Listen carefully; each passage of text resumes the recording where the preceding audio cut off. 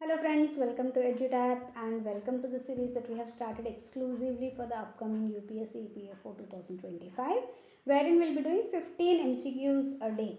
एक सेशन में हम लोग 15 MCQs करेंगे. तो अभी currently we are focusing on labor laws as part of which आज हम लोग करने वाले हैं Industrial Disputes Act 1947 Part 1. Now why this is important? See, when it comes to these topics, labor laws, industrial relations, close to 15 questions out of 120 questions are asked both in APFC exam और AO और EO exam. दोनों में भी ये topics बहुत ही important है, ऐसा नहीं कोई एक एग्जाम के लिए है. सो एंड मोर ओवर ये टॉपिक्स ऐसे है कि सही से एक बार पढ़ के थोड़ा सा प्रैक्टिस करेंगे तो वेरी इजीली आप अचीव कर सकते हो जो जितने भी मार्क्स के क्वेश्चंस आए हैं. एंड मोर ओवर ईजी भी है क्वेश्चंस, मतलब कंटेंट भी ईजी है ग्रास्प करने के लिए. And the second important point is we are expecting the UPSC EPFO notification for both APFC and AO or EO very soon. So those who want to score high in these topics, I suggest you to please go through these sessions thoroughly without missing these sessions so that your preparation for the exam of UPSC EPFO 2025 will be foolproof. So moving on to the first question here. Which of the following statements correctly describes the key features and aspects of the Trade Disputes Act 1929? As I have said earlier also in earlier acts that we have already discussed, India एक agrarian country है, but again when Britishers came to India, they started commercializing India sectors, especially agriculture. As part of which उन्होंने क्या किया, सबसे पहले ये जो textiles industry है, ये जूट इंडस्ट्री है, उस पर उन्होंने फोकस किया था. So but when they started commercialising, उसमें कुछ डिस्प्यूट्स आए. Workers also they started forming the associations and then opposing the kind of inhumane conditions in which they were forced to work, and as part of which उन्होंने ये एक disputes act वाला निकाला था. Okay, earlier उन्होंने factories act and all other trade union and act उस पर भी वर्क किया था. अकॉर्डिंगली ये disputes, the trade disputes act 1929 उन्होंने लॉन्च किया था. But here the major focus was this act required a minimum 14 days notice before strikes in public utility services. Major ये था एंड थोड़ा सा डिस्प्यूट्स रिजॉल्विंग के लिए था. Sympathy strikes and general strikes were explicitly prohibited, ऐसा कुछ नहीं है इसमें. So this is false. That introduced a system of compulsory arbitration and reconciliation in industrial disputes, ensuring that disputes were settled promptly without work stoppage. ऐसा कुछ भी नहीं था. Okay, that specifically targeted public utility services and did not universally prohibit strikes or lockouts in all industries. No, they have done this in all. So this is also false. So only C is the correct statement here. So C is the correct answer here. Moving on to our next question. What was one of the main reasons for the enactment of Industrial Disputes Act 1947, replacing the Trade Disputes Act 1929? जैसे हम पहले question में देखा था 1929 में ही trade disputes act था, but after that उसमें बहुत सारे शॉर्ट कमिंग्स थे, बहुत कुछ उन्होंने उसमें कंसिडर ही नहीं किया था owing to the their requirement. लेकिन फिर 1946 में इंडस्ट्रियल डिस्प्यूट्स बिल लेके आए थे. उसको after it was introduced in the legislature, this was referred to as select committee. Based on the recommendations of the select committee, various amendments were done in the industries disputes bill. Then it was launched in the legislature, which was passed as industrial disputes bill 1947. उसी को act की तरह लेके आए थे from 1st April 1947. Okay, that way it came into force, and this was majorly to address the shortcomings of the provisions of the Trade Disputes Act 1929 and provide a comprehensive framework for resolving industrial disputes. For that they have replaced 1929 का जो bill था उसको replace करके 1947 में एक Industrial Disputes Act लेके आए थे. Moving on to our next question. Industrial Dispute Act तो लेके आए थे, लेकिन अब उसके ऑब्जेक्टिव्स क्या है? So here comes the next question. The Industrial Disputes Act 1947 aims to achieve which of the following objectives? Majorly तो इसका था to make provision for the investigation and settlement of industrial disputes, but उसके अलावा भी कई सारे objectives थे. So to promote measures establishing cordial industrial relations between the employees and the employers, Yes, this is true. To minimize the differences and solve the disputes through settlement machineries, जो भी mechanism चाहिए उसके लिए to resolve the disputes, that should be there. Yes, that is true. To provide suitable machinery for investigation and fine settlement for industrial disputes, this is also true. To prevent illegal strikes and lockouts by employees and employers, this is also true. To establish rules and regulations to provide relief to workmen for layoffs, retrenchments, अगर कुछ है उसके लिए. Yes, this is also true. To set guidelines for fair labor practices. Obviously, once that happens, the disputes will almost come down. So this is also true. To promote collective bargaining. Yes, all these are true in case of objectives under the Industrial Disputes Act 1947. So here D is the correct answer, all of the above. So here comes the next question. As per the section 2, that is important definitions under the Industrial Disputes Act 1947. Yes. Which of the following statements regarding average pay is correct? Okay. Now average pay for a monthly paid workman is calculated over 3 complete calendar months preceding the date it becomes payable. So जब भी last 3 months का जो भी complete calendar months में जो भी monthly amount pay किया गया है on that average, for example 20 के एक month में हुआ था, 22 के एक मंथ में हुआ था एंड 21 के एक मंथ में हुआ था. ओके, सो इसका एवरेज कितना होगा? ओके, 21 होगा. So this has to be paid as an average pay to that worker whenever it becomes payable future. Next, average pay for daily paid worker. अगर daily payment होगा तो इसका that can be calculated based on the wages for 12 full working days preceding the date it becomes payable. तो इससे पहले जो 12 working days में जो भी इनकम पेमेंट्स है ऑन एन एवरेज उसका जो भी निकाला that would be the average pay for a daily paid workman. जैसे हम पूछते हैं ना कि एवरेज पे यहाँ पे मंथली कितना है वर्क, सेम उसी बेसिस पे है. So average pay for a weekly paid workman is calculated based on the wages for the 4 complete weeks preceding the date it becomes payable. So all of these are true in this case. So it is all of the above. D is the correct answer. ये हो गया average pay.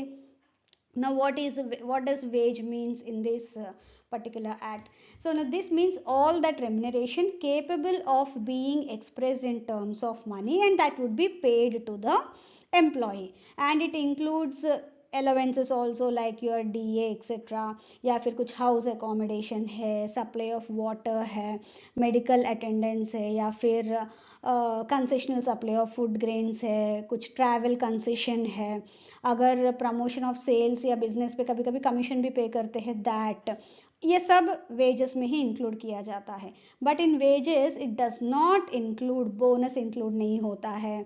जो pension fund या provident fund के लिए जो employer contribute करता है that wouldn't be considered as a wage, or the gratuity that is payable on the termination of his services, ये सब उसमें consider नहीं किया जाता है. So moving on to our next question, what does the term award signify in the context of industrial disputes? So industrial disputes में award मतलब judgment होता है. So here a final judgment of a civil court in an industrial dispute, जो भी industrial dispute में जो final judgment आता है that is called an award here.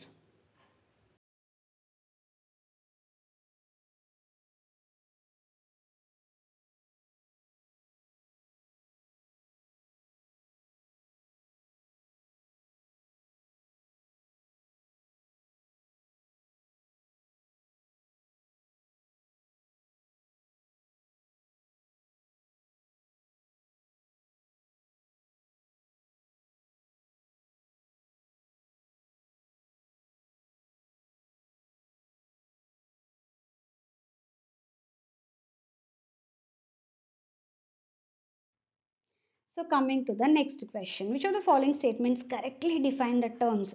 Section 2 of the Industrial Dispute Act actually कई सारे terms है उसमें. ओके, सो इसमें से कुछ टर्म्स मैंने यहाँ पे दिया है. सो यहाँ पे टर्म्स है industrial dispute, lockout, closure, strike. इसका मतलब क्या है, इनका एग्जैक्ट डेफिनेशन क्या है? तो यहाँ पे मैंने ABCD ऑप्शंस दिया है. तो उसमें से an industrial dispute includes disagreements connected with employment, terms of employment or labor conditions among employers, workmen or both. Okay, dispute किसी भी तरह से हो सकता है, एम्प्लॉयज एंड एम्प्लॉयर्स के बीच में हो सकता है, एम्प्लॉयर और एम्प्लॉयर के बीच में हो सकता है, कभी एम्प्लॉयर एम्प्लॉय के बीच में भी हो सकता है. So everything is covered here. And उसका रीजन क्या है, एम्प्लॉयमेंट का हो सकता है, टर्म्स ऑफ एम्प्लॉयमेंट का हो सकता है और लेबर कंडीशंस का हो सकता है, कुछ भी. So true here. A lockout is the temporary closing of a work place और suspension of work by the employer.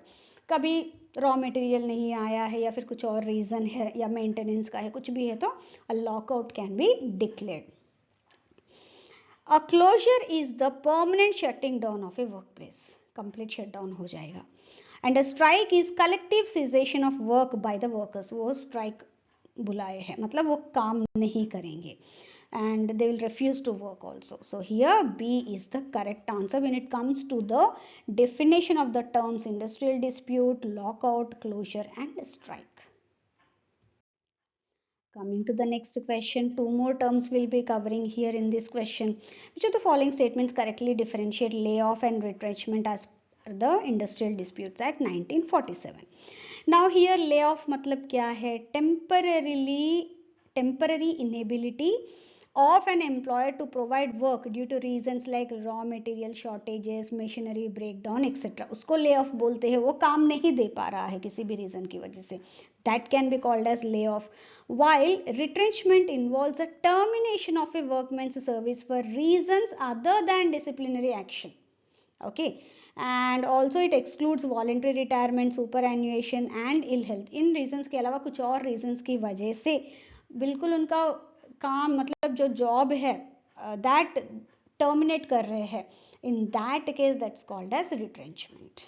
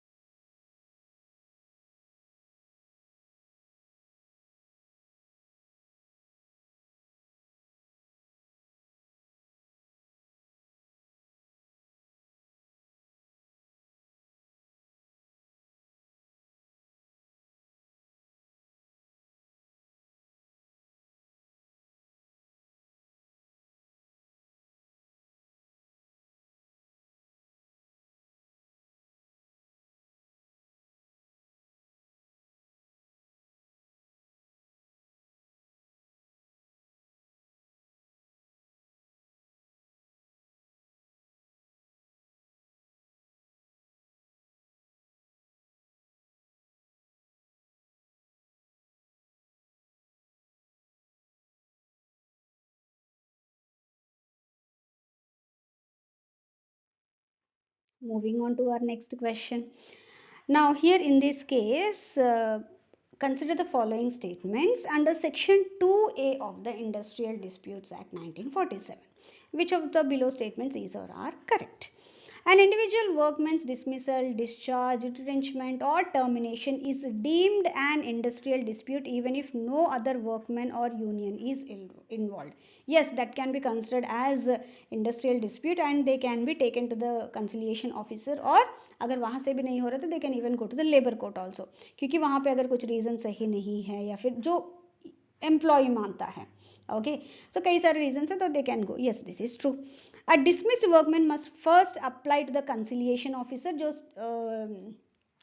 Government appoint करती है, and if the dispute remains unresolved for 45 days they can directly approach the labour court और tribunal. Yes, ये हो सकता है. This is also true.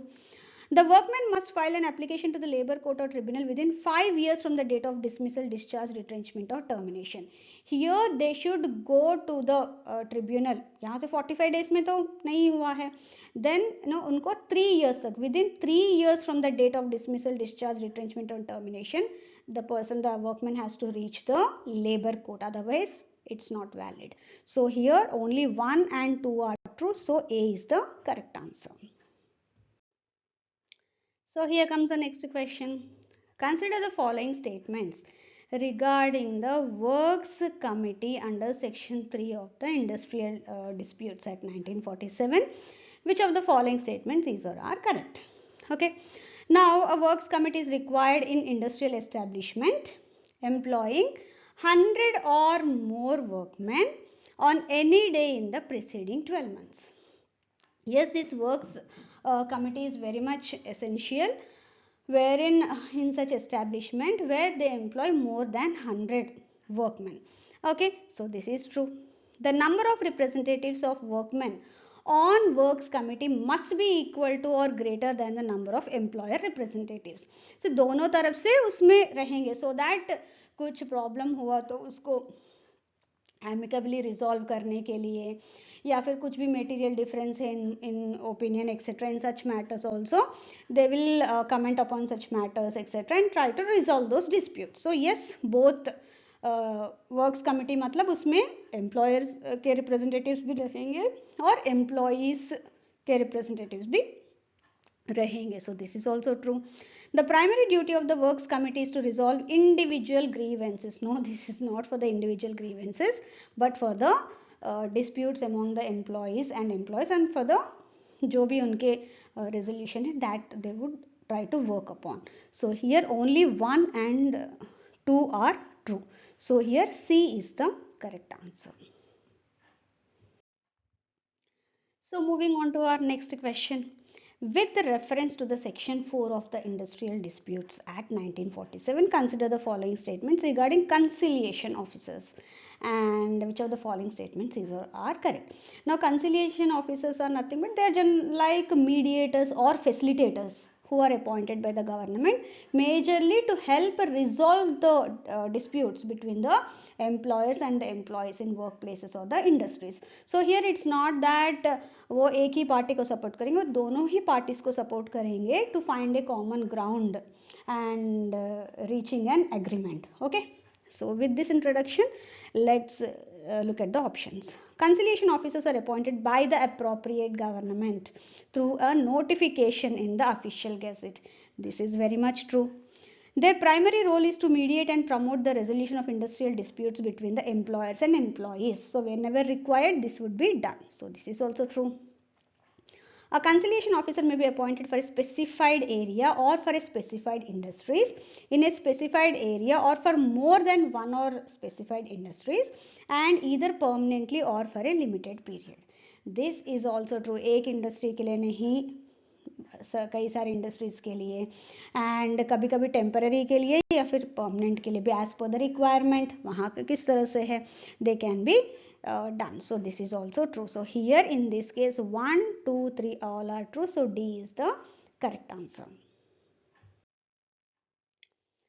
So here comes the next question. As per section 5 of the Industrial Disputes Act 1947, it provides for the constitution of Board of Conciliation to promote the settlement of industrial disputes. Now which of the following statements regarding the composition and functioning of the Board of Conciliation is or are correct? Now ये board of conciliation appoint करेगा appropriate government whenever and wherever it is required. इसमें 2 to 4 members होंगे. Chairman independent होगा and जो conciliation होगा वो that would be done with the help of this board. Okay, so the board of conciliation shall consist of a chairman who is independent and an equal number of members representing the parties जो भी dispute में है. उसमें employees हो सकते हैं, employers हो सकते हैं, equal number में वो represent करेंगे इस board को. Accordingly they will try to come to a common ground and resolve the dispute. So here B is the correct answer. So coming to the next question. So here is a statement based question, a statement and then some options. The Industrial Disputes Act 1947 as per the section 6 of the said act provides for the constitution of a court of inquiry to investigate matters related to the industrial disputes. Appropriate government can constitute this court of inquiry whenever required. Which of the following statements regarding the composition and functioning of the court of inquiry is or are correct? Okay, so here a court of inquiry shall consist of only one independent person. ऐसा कुछ नहीं है. अगर ज़रूरत पड़ी तो as per the appropriate government whatever it may think fit, they can go for more also. The court inquiry can function and take decisions even if the chairman or any member is absent. This is true actually. Yes, they can take. अगर set quorum ये सब set हो गया है तो definitely they can take action and can function. The court of inquiry shall have an odd number of members to ensure majority decision. ऐसा कुछ भी नहीं है. Even in the absence also they can work. The court of inquiry can only be constituted with the consent of the parties involved in the industrial dispute. No, agar appropriate government it feels like they require this, then definitely they can go ahead with that. So here only B is the correct answer in this case. So friends, here comes the next question. See, the appropriate government may constitute one or more labor courts for the adjudication of industrial disputes relating to any matter specified in the second schedule and for performing such other functions as may be assigned to them under this act. Okay, now before reading the next part of the question, let me clear you one thing. When it comes to the ये जो factory जो industrial disputes act है, इसमें 5 schedules हैं. ठीक है. पहला schedule ये बोलता है कि industries that can be declared to be public utilities. Public utility वाले जो इंडस्ट्रीज हैं उनको डिक्लेयर करने के लिए जो भी रेलेवेंट रूल्स है, रेगुलेशंस है, वो सारे हमें फर्स्ट स्केड्यूल में मिलेंगे. सेकेंड स्केड्यूल आता है matters within the jurisdiction of labour court. Labour court के अंदर जो भी मैटर्स आएंगे वो सारे इनकॉर्पोरेटेड है सेकेंड स्केड्यूल में. थर्ड स्केड्यूल में आता है matters within the jurisdiction of industrial tribunals. उससे भी कुछ बड़े कुछ डिस्प्यूट्स है that will go to tribunals, तो वो उसमें आएंगे. फोर्थ स्केड्यूल में आता है conditions of service for which notice is to be given. ऐसे कैसे कंडीशंस में सर्विस में नोटिस दे सकते हैं, उनका जो भी रूल्स एंड रेगुलेशंस है वो फोर्थ स्केड्यूल में आएंगे. एंड फिफ्थ स्केड्यूल में आएंगे अनफेयर लेबर प्रैक्टिसेस, जो भी कुछ इंडस्ट्रियल एस्टेब्लिशमेंट्स में होते हैं. उन कौन से ऐसे चीज़ों को हम लोग अनफेयर लेबर प्रैक्टिसेस बोलते हैं, उनका जो भी list and rules and regulations है वो फिफ्थ स्केड्यूल में आएंगे. Now from this fifth second schedule किसके लिए है? लेबर कोर्ट्स के लिए है. What ever the matters within the jurisdiction of labour courts, उसी के ऊपर ये क्वेश्चन है. So here consider the following statements regarding the jurisdiction of labor courts as per the second schedule of the Industrial Disputes Act 1947. Which of the following statements is or are correct? Now when we talk about this labor courts as such, okay, उनमें कई सारे हैं, जैसे कि legality of an order passed by an employer under the standing orders, वो किस तरह से लागू हो रहा है, वो सही से हो रहा है कि नहीं, वो देखना है. The application and interpretation of the standing orders, जो भी ऑर्डर्स उन्होंने दिया है उसका एक बार देखना है. डिस्चार्ज और dismissal of the workman including reinstatement, या फिर कुछ रिलीफ देना है, या फिर वर्कमैन को रॉन्गफुली अगर उन्होंने निकाल दिया है, उस तरह के केसेस भी देखेंगे.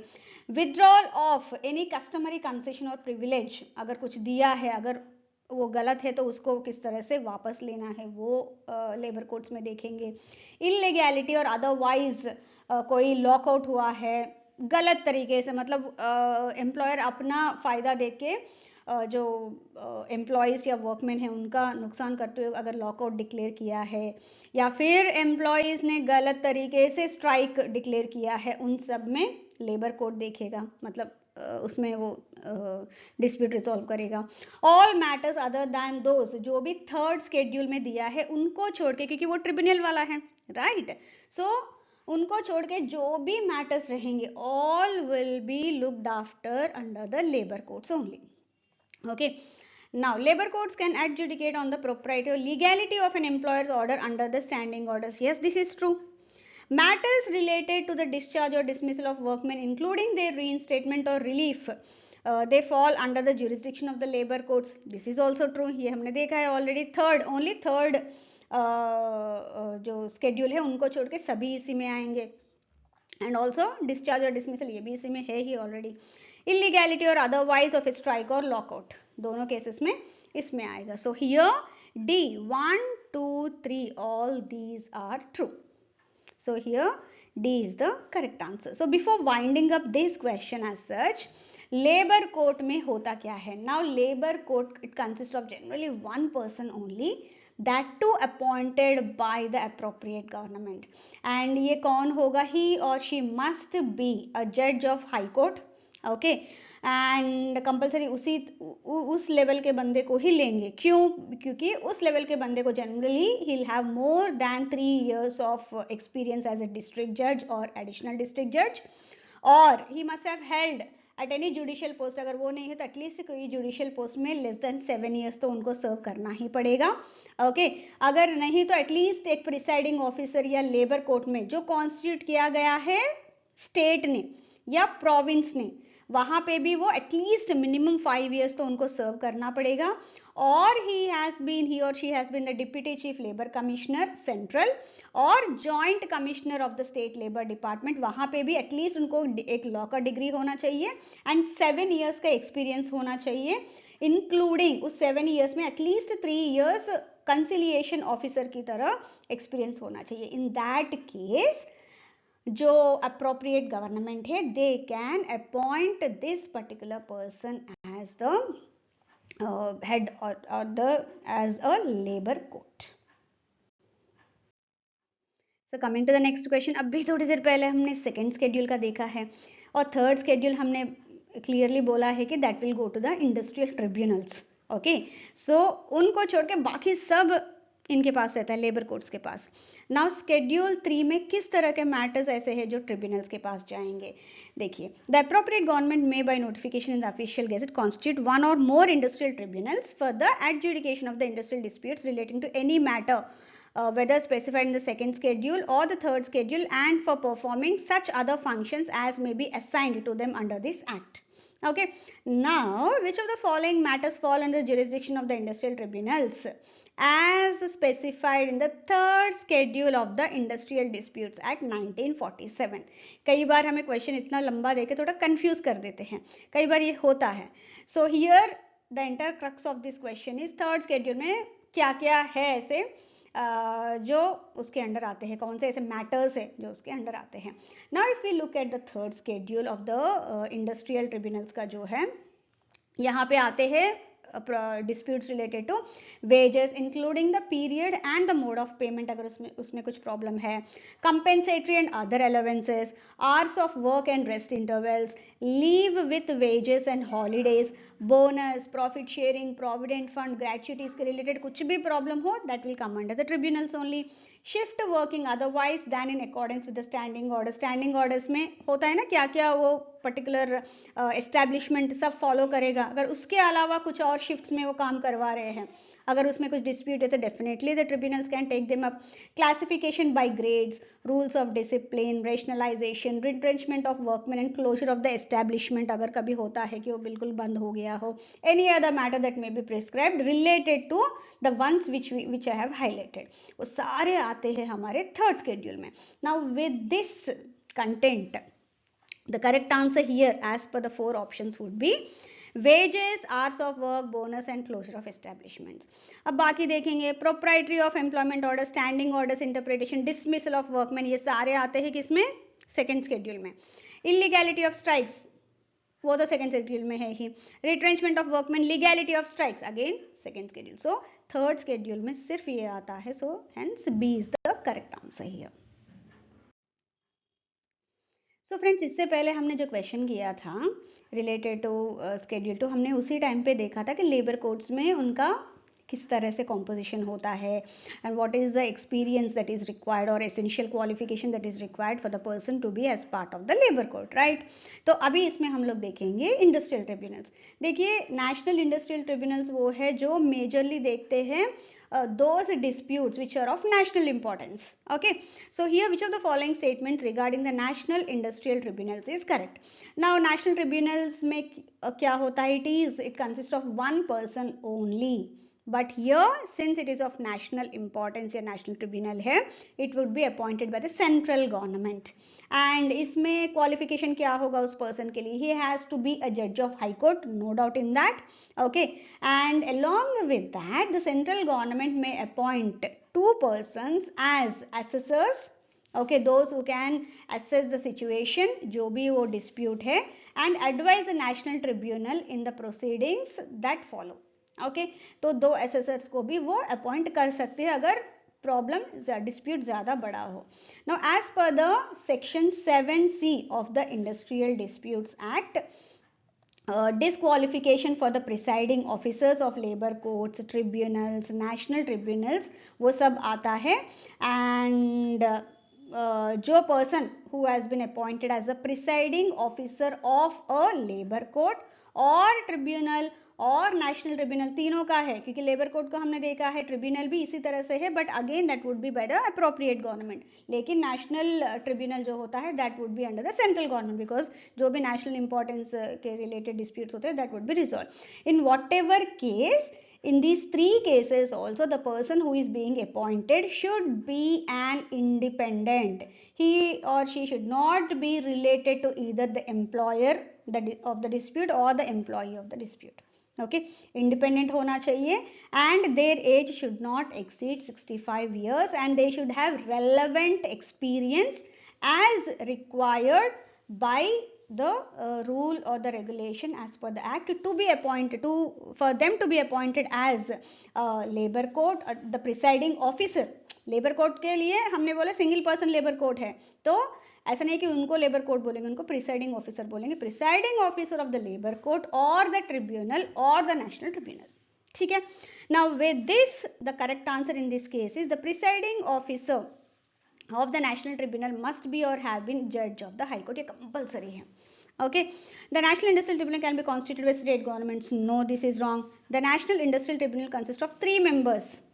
No, कंपल्सरी नहीं है, अगर जरूरत पड़ी तो 2 मेंबर्स को, एसेसर्स को वो करेंगे, सो ये कंपल्सरी नहीं है. It does not consist of 3 members. Okay. The National Industrial Tribunal can adjudicate only those disputes that are confined to one state. No, this is also wrong. National importance related. So C is the correct answer in this case. So here comes the last question for today's session. So consider the following statements regarding section 9A and section 9C of the Industrial Disputes Act 1947, based on which of the following statements are true. Now the first is, when we talk about 9A, before giving you the options, let me take you through some little bit basic notes of or content of these 2 sections. 9A focuses on notice of change. See, an employer, he cannot change the work conditions, okay, which have been already listed in the 4th schedule of the standing orders without taking proper steps. उनको पहले एक proper notice देना पड़ेगा कि ये working conditions change होने वाले हैं वर्क में, and after that at least 21 days का वेटिंग पीरियड होगा. उसके बाद ही जो भी उन्होंने बोला है कि ये चेंजेस होंगे वो इम्प्लीमेंट कर सकते हैं. ओके, ये हो गया सेक्शन 9A का. सेक्शन 9C बोलता है कि setting up of grievance redressal machinery और द कमिटी, मैकेनिज्म किस तरह से होगा अगर कुछ प्रॉब्लम हुआ है तो. So for which every industrial establishment where there are more than 20 employees और workman, they should have at least 1 और मोर ग्रीवेंस मशीनरी और कमिटी, जो कभी कभी एम्प्लॉयज के बीच में जो ग्रीवेंसेस होते हैं उनको एड्रेस करने के लिए. And the composition of this grievance committee should consist equal number of members from the employer and the workman. Okay, दोनों का इक्वल होना चाहिए. And the member should not be, it's not that should not be, but at least 6 तो होना चाहिए. Okay, should not exceed more than 6 से ज़्यादा होना नहीं चाहिए. एंड उन 6 में हमने देख लिया है कि इक्वल कॉन्ट्रीब्यूशन होना चाहिए. एंड अगर उसमें सिर्फ 2 मेंबर्स ही है, ग्रीवेंस कमिटी हैज़ 2 मेंबर्स, उसमें एटलीस्ट 1 तो वुमेन मेंबर होना चाहिए. अगर ज़्यादा मेंबर्स है, जैसे 6 तक हो सकता है, तो accordingly the number of women members should be increased in the grievance committee. Okay, now with this basic information, let's look at the options. An employer cannot alter work conditions listed in the 4th schedule without providing prior notice and waiting for 21 days after issuing notice. Yes, that has to be done. So this is true. Every industrial establishment employing 20 or more workmen must establish a grievance redressal committee with equal representation from employees and workmen. This is also true. The decision of the grievance redressal committee is final and a workman cannot appeal the decision under the Industrial Dispute Act. This is not true because he has every right to do so. So this is false. The total number of members in the grievance redressal committee must not exceed 6, and at least 1 member must be a woman if the committee has more than 2 members. So yes, this is also true, which we have already discussed. So 1, 2 and 4, these are the correct options. So B is the correct answer in this case. So friends, अभी तक हमने बहुत सारे questions किए, बहुत अच्छे तरीके से हमने किया है सेशन 1। अब इसी का कंटिन्यूएशन हम लोग करेंगे अगले सेशन में। Before that I would like to एक चीज़ बताना चाहती हूँ कि currently at EduTap they are offering 3 courses for those students who are preparing for the upcoming UPSC EPFO APFC and EO or AO examination. So for which they are offering 3 courses. उसमें सबसे पहला course है master course. Okay, ये उन बच्चों के लिए सही है जो बिल्कुल अभी स्टार्ट किए हैं preparation and they want everything at one place, like the content, practice questions, live sessions, कुछ डाउट क्लियरेंस के लिए, वो सब इसमें मिलेगा। And even every week Thursday के दिन कुलदीप सर आपको खुद ऑनलाइन आपका क्लास लेंगे, there were in he'll tell you how to utilize the content that is being provided in the course, along with that जो भी आपके डाउट्स है वो सब वो क्लैरिफाई करेंगे। दूसरा कोर्स है 2 टेस्ट सीरीज प्लस। ये उनके लिए है जो स्पेसिफिक कुछ सब्जेक्ट्स का कंटेंट उनको चाहिए एक्सक्लूसिवली, वो प्लस उनका जो प्रैक्टिस क्वेश्चंस है वो सब उनको मिलेगा। मतलब जो ऑलरेडी कुछ कंटेंट उन्होंने पढ़ चुके हैं, कुछ सब्जेक्ट्स के लिए उनको हेल्प चाहिए। नाउ थर्ड कोर्स है टेस्ट सीरीज। ये उनके लिए जो ऑलरेडी अच्छे से पढ़ लिया है, मतलब अपने खुद के सोर्सेस से, but now they want to test themselves where they stand, for which they need to have lots of practice questions and testing themselves, test that is mock test etc. So for them this test series would be of great help. And if you have any queries related to any of these courses, you can reach out to the team members, any of the team members from EduTap, and accordingly you can make an informed decision कि कौन सा course आपको लेना है। Thank you very much. Hope you have liked this session. See you all in the next session.